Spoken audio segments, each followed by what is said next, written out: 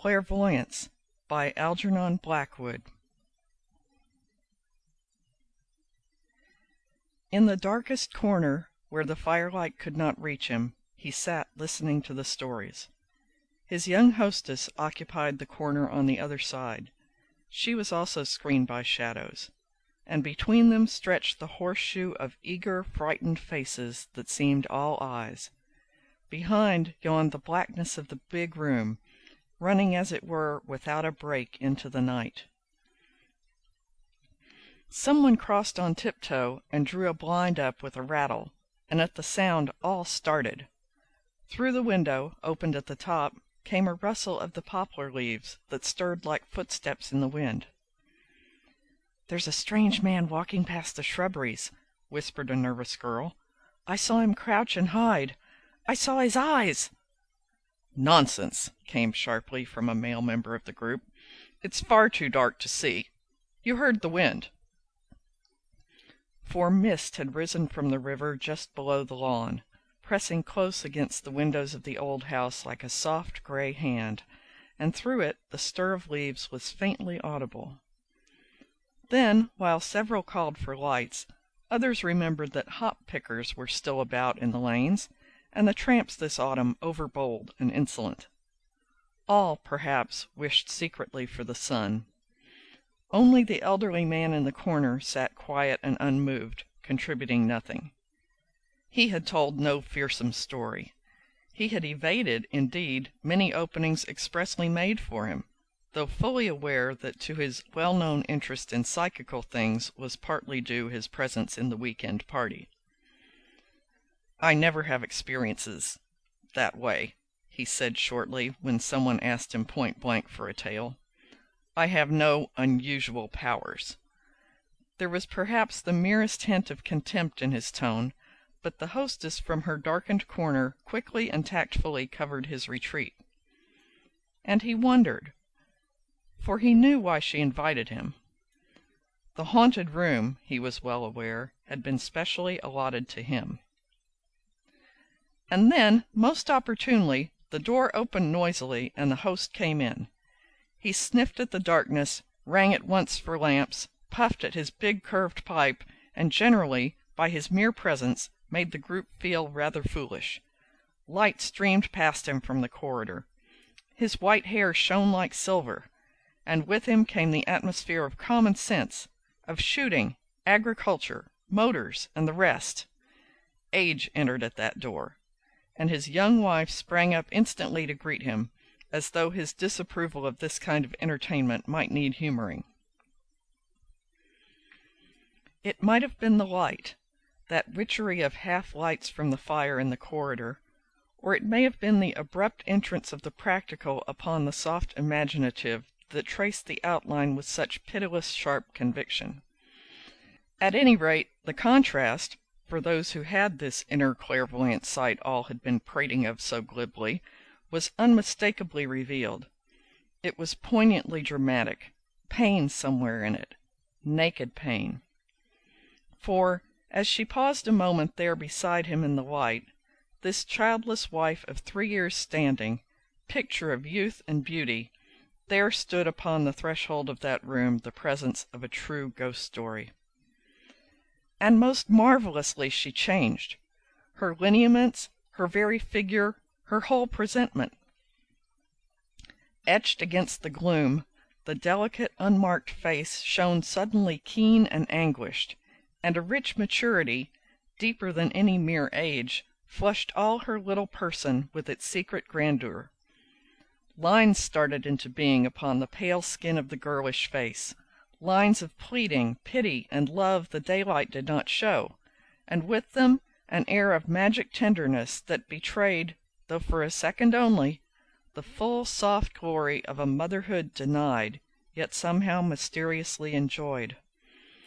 About her slenderness rose all the deep-bosomed sweetness of maternity, a potential mother of the world, and a mother, though she might know no dear fulfillment, who yet yearned to sweep into her immense embrace all the little helpless things that ever lived. Light, like emotion, can play strangest tricks.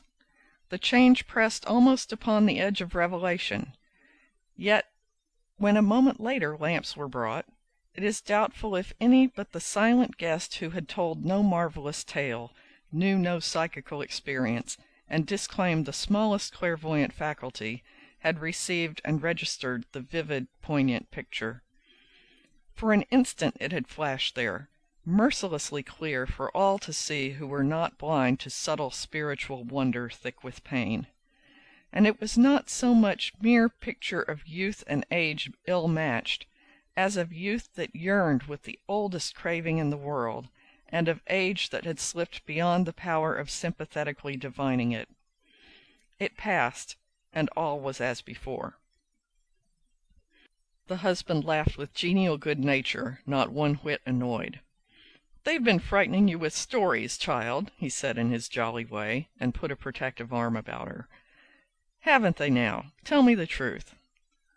"Much better," he added, "have joined me instead at billiards, or for a game of patience, eh?" She looked up shyly into his face, and he kissed her on the forehead. "Perhaps they have, a little, dear," she said. "But now that you've come, I feel all right again." "Another night of this," he added in a graver tone, "and you'd be at your old trick of putting guests to sleep in the haunted room. I was right after all, you see, to make it out of bounds." He glanced fondly, paternally down upon her. Then he went over and poked the fire into a blaze. Someone struck up a waltz on the piano, and couples danced. All trace of nervousness vanished, and the butler presently brought in the tray with drinks and biscuits. And slowly the group dispersed. Candles were lit. They passed down the passage into the big hall, talking in lowered voices of tomorrow's plans. The laughter died away as they went up the stairs to bed, the silent guest and the young wife lingering a moment over the embers. "You have not, after all, then, put me in your haunted room?" he asked quietly. "You mentioned, you remember, in your letter—" "I admit," she replied at once, her manner gracious beyond her years, her voice quite different, "that I wanted you to sleep there. Someone, I mean, who really knows, and is not merely curious. But, forgive my saying so, when I saw you—" She laughed very slowly. "And when you told no marvelous story like the others, I somehow felt—" "But I never see anything," he put in hurriedly. "You feel, though," she interrupted swiftly, the passionate tenderness in her voice but half suppressed. "I can tell it from your—" "Others, then," he interrupted abruptly, almost bluntly, "have slept there? Sat up, rather?" "Not recently. My husband stopped it." She paused a second, then added, "I had that room for a year, when first we married." The other's anguished look flew back upon her little face like a shadow, and was gone, while at the sight of it there rose in himself a sudden deep rush of wonderful amazement beckoning almost toward worship. He did not speak, for his voice would tremble. "I had to give it up," she finished very low. "Was it so terrible?" After a pause he ventured. She bowed her head.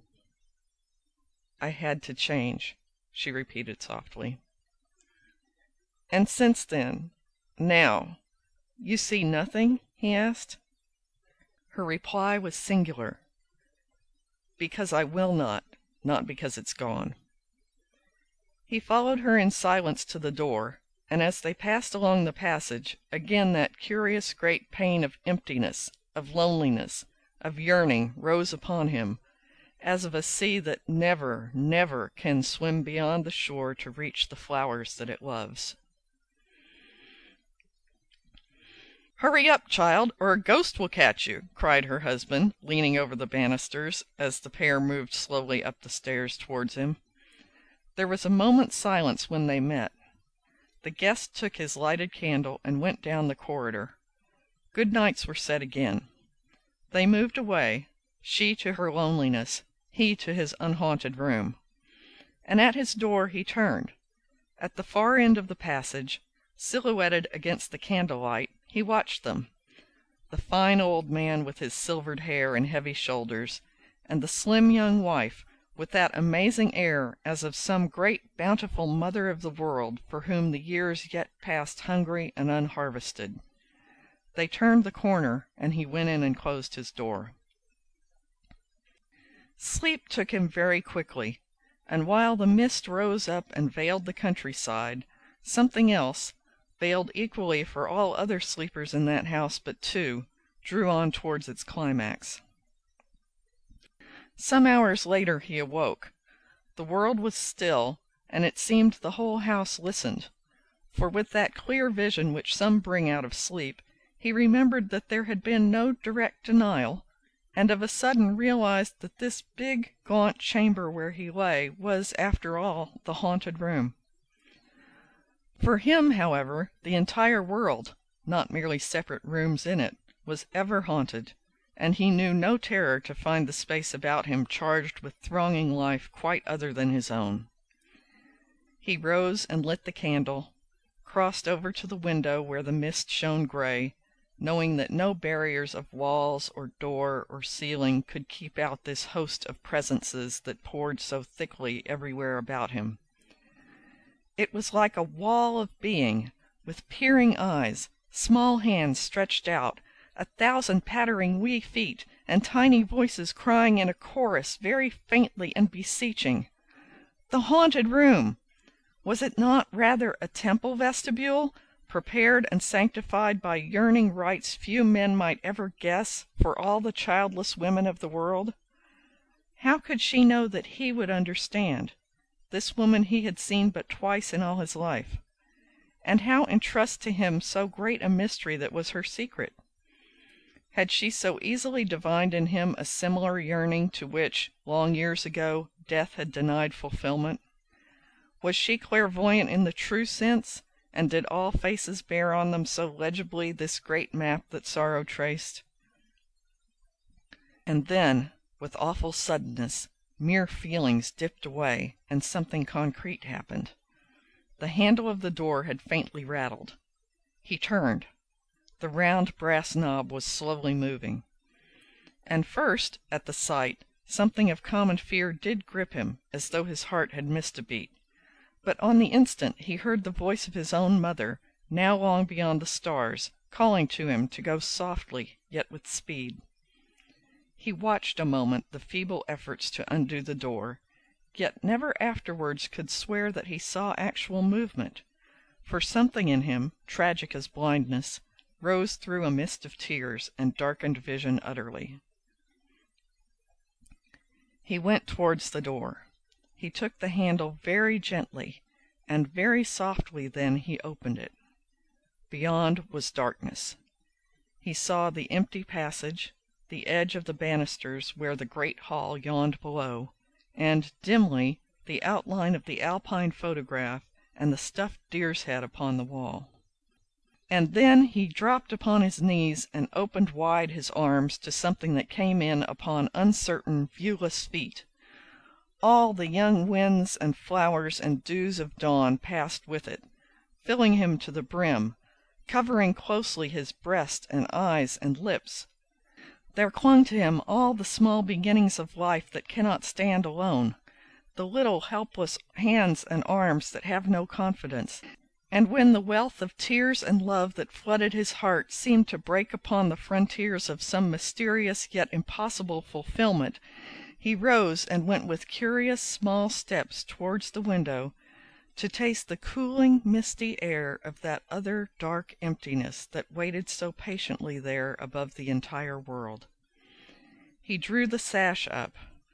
The air felt soft and tender, as though there were somewhere children in it too, children of stars and flowers, of mists and wings and music, all that the universe contains unborn and tiny. And when at length he turned again, the door was closed. The room was empty of any life but that which lay so wonderfully blessed within himself. And this, he felt, had marvelously increased and multiplied. Sleep then came back to him, and in the morning he left the house before the others were astir, pleading some overlooked engagement. For he had seen ghosts indeed, but yet no ghost that he could talk about with others round an open fire. End of Clairvoyance by Algernon Blackwood.